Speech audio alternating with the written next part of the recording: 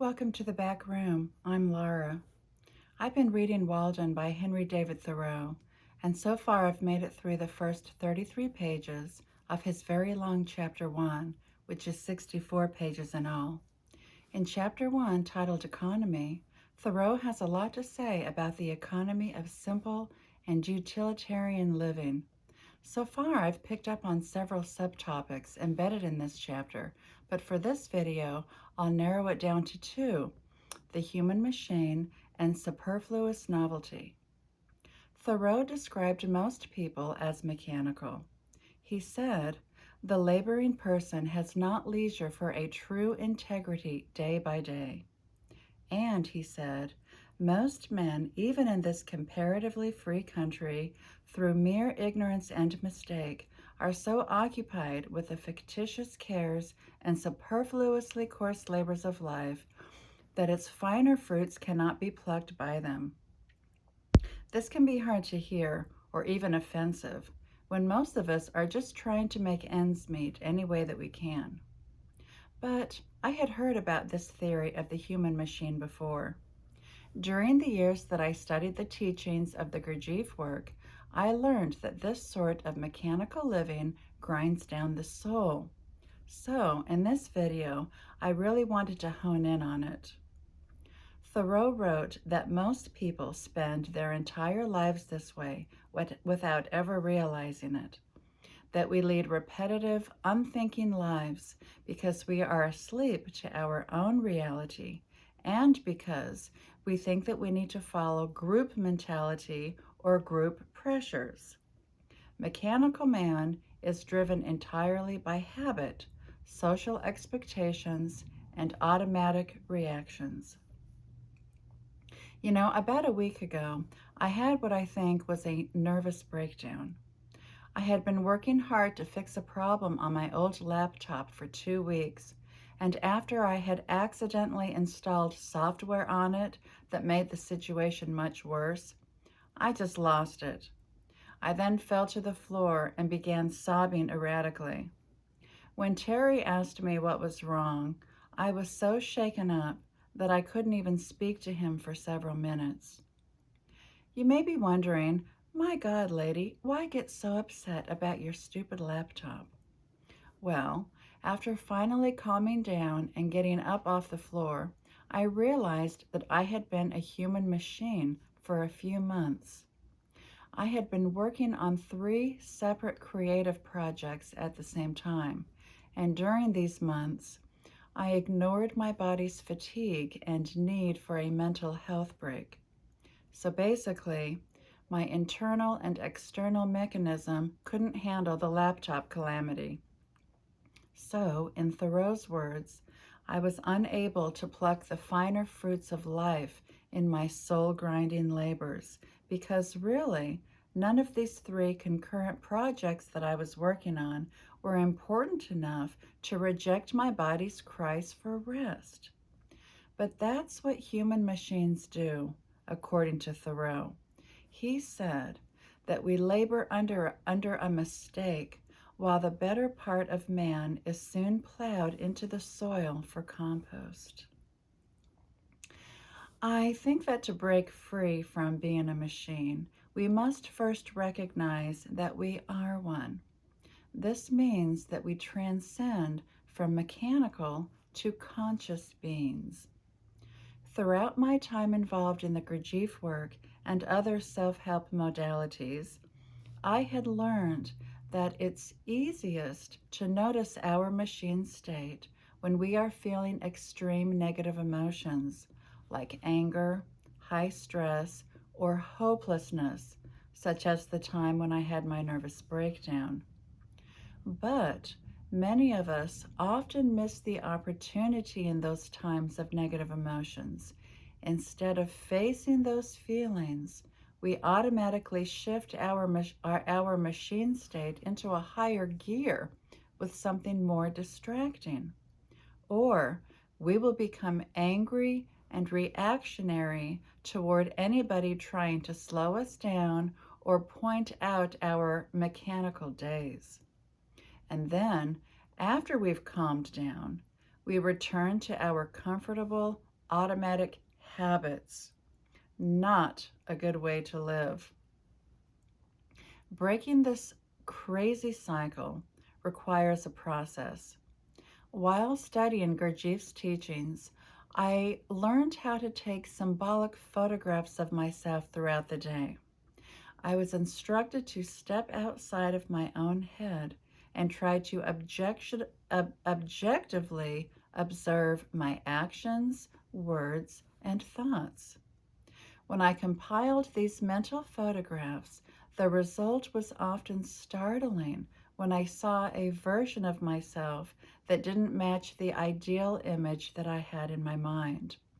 But with a lot of time, the process did work for me.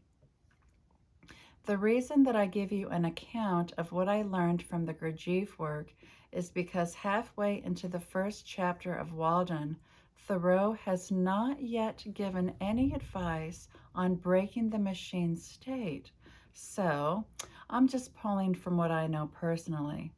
Yet, I think that Thoreau would agree that this direct, honest self-observation can weaken the machine's hold over us.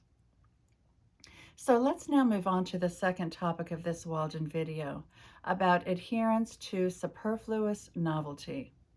Thoreau said, "We are led oftener by the love of novelty and a regard for the opinions of man in procuring it than by a true utility, forced to cut our spiritual bread far thinner than our forefathers did their wheaten."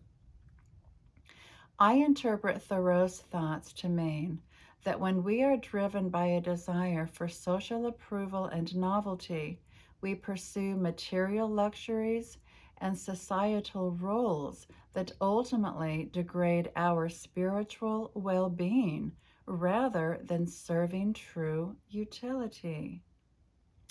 I don't think that this behavior has changed much since the 1800s when Thoreau wrote Walden. In my world, at least, I see that most of us still possess far more than we actually need. We can look at the skyrocketing growth of the self-storage industry for modern confirmation of this. Throughout the chapter, Thoreau highlights two ways that society distorts our values to cause superfluous novelty. The first way is shame of appearance.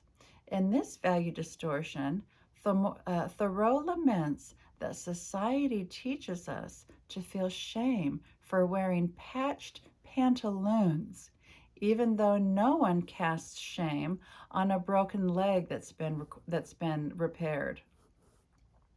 The second way that society distorts values is in the burden of housing.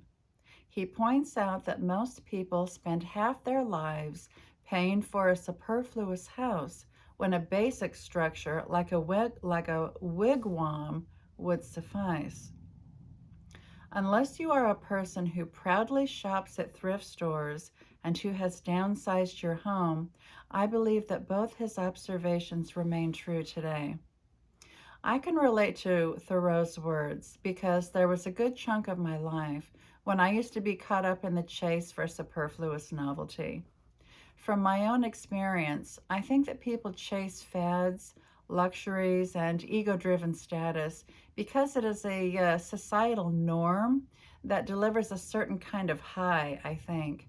I don't have a degree in sociology, so I don't have all the facts, but when I look at my own past lifestyle and what was driving me, it was an unmet need for approval and visibility.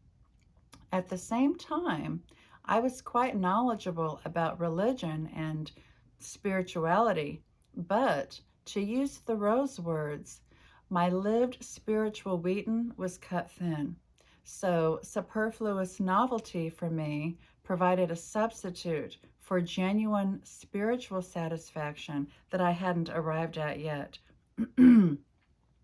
I do not look back on my former lifestyle to judge myself. I simply view it as a less evolved time of my life. For this reason, I hope that you don't overly criticize yourself or others who remain bound to superfluous novelty.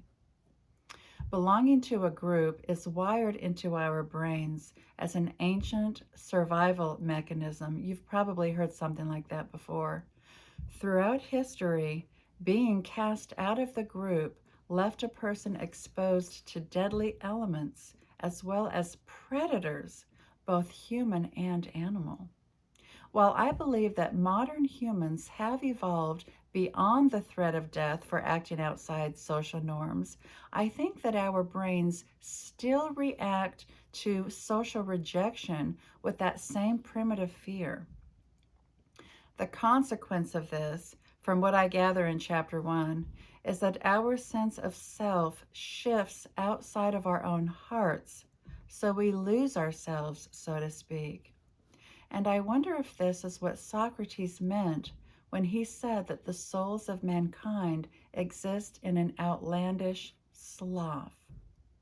I think this problem can be really hard to fix due to normalcy bias, but the good news is that Generation Z is fueling a growing trend toward minimalistic living and buying secondhand. I believe that they are forced into it given the unfair economy that was passed on to them. At the same time, Gen Z is rejecting consumerism that is wasteful and burdensome to the planet. If you are a Gen Z, I honor you and I thank you for busting consumerism. So, to summarize this video, Thoreau teaches us in chapter 1 that there are two patterns of behavior that plague many or most of us. Those are mechanical living and chasing superfluous novelty. Both can feel satisfying, but Thoreau shows us that these behavior patterns require immense work for only surface level rewards, whereas simple and real spiritual living produces deeper satisfaction, requires less effort, and feels freeing. Thank you for watching, and I hope that I was able to help you interpret some of Thoreau's teachings.